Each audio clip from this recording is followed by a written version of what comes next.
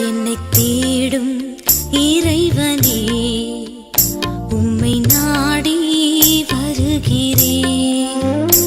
என்னை தேடும் இறைவனே, உம்மை நாடி வருகிறேன். இன்றைய தியானத்தின் தலைப்பு இருதய கடினம். வாசிக்க வேண்டிய திருமறை பகுதி எபிரேயர் 3ஆம் அதிகாரம் வசனங்கள் 7 முதல் 19 வரை. இருதய கடினம். உங்கள் இருதயங்களை கடினப்படுத்தாதிருங்கள். எபிரேயர் 3:15. இஸ்ரவேலர் தெரிந்து கொள்ளப்பட்ட மக்கள், வாக்குத்தத்தங்களை பெற்றுக்கொண்ட ஆசீர்வதிக்கப்பட்ட மக்கள். அவர்கள் எகிப்தின் அடிமைத்தனத்திலிருந்து மீட்கப்பட்டு கானான் தேசத்திற்கு அழைத்துச் செல்லப்பட்டார்கள். அது ஒரு வரலாற்று சிறப்புடைய நீண்ட பயணமாக அமைந்தது. ஆனால் தேவனது வாக்குத்தத்தத்தை நம்பி எகிப்திலிருந்து புறப்பட்ட இஸ்ரவேலன் எவனும் 2 பேர் தவிர கானானுக்குள் போய் சேரவே இல்லை.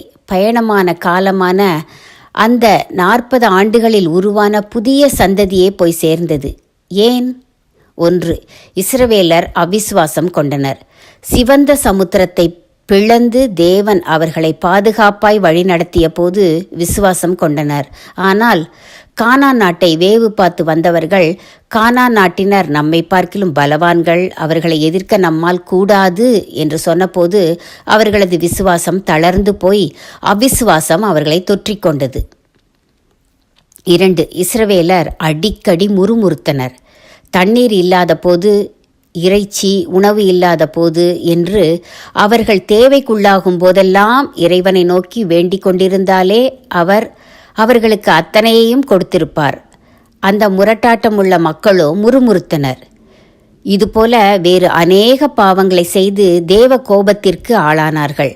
மோசே நியாயப்பிரமாணத்தை பெற்றுக்கொண்டு வர காலதாமதமான போது பொன் கன்றுக்குட்டி செய்து விக்கிரக வணக்கம் செய்தனர்.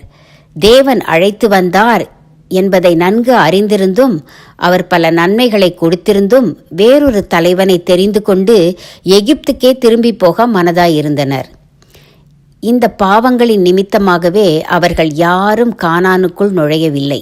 இது தேவ தண்டனை. அப்படியானால் நம் தேவன் தண்டிக்கிற தேவனா? மனஸ்தாபம், மனம் திரும்புதல், விசுவாசம், கீழ்ப்படிதல் எதுவும் இல்லாத மக்களை தேவன் எப்படி மன்னிப்பார்? முணுமுணுத்து கொண்டே மோட்சம் போக முடியுமா? முணுமுணுத்து கொண்டே மோட்சம் போக முடியுமா? தீர்மானம்: முணுமுணுக்க மாட்டேன், முரட்டாட்டம் பண்ண மாட்டேன்.